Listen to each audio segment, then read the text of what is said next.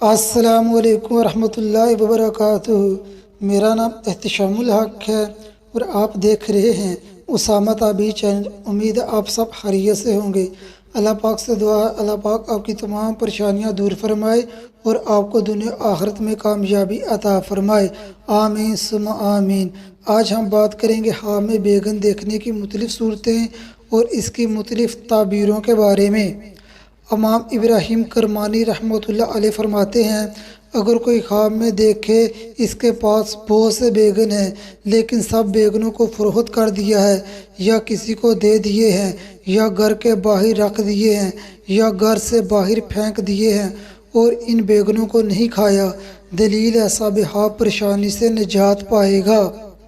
اگر کوئی خواب میں دیکھے بیگن خریدتا ہے یا کسی نے اس کو بیگن دیے ہیں اور صاحب خواب نے بیگن لے لیے ہیں، دلیل ہے صاحب خواب پریشان ہوگا۔ ایسا خواب دیکھنے والے کو چاہیے زیادہ سے زیادہ استغفار کرے، صدقہ دے، دعا کرے۔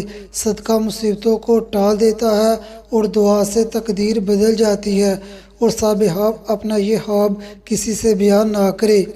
امام ابن سیرین رحمۃ اللہ علیہ فرماتے ہیں، اگر کوئی خواب میں بیگن کھائے، موسم میں کھائے یا بغیر موسم کے کھائے، پکا ہوا کھائے یا کچا کھائے، تر کھائے یا خشک کھائے، جس قدر صاحب خواب بیگن کھائے گا اسی قدر پریشان ہوگا۔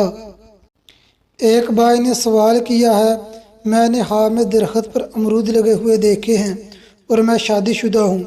بھائی، اس خواب کی تعبیر یہ ہے، آپ نے جس قدر درخت پر امرود لگے ہوئے دیکھے ہیں اسی قدر مال و دولت حاصل ہوگا یا پریشانی دور ہوگی۔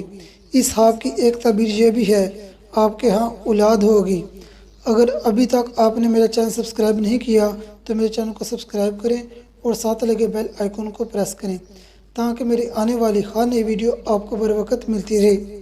اگر آپ نے کوئی خواب دیکھا ہے اور اس کی تعبیر جاننا چاہتے ہیں تو مجھے فیس بک پر میسج کریں یا کمنٹ کریں۔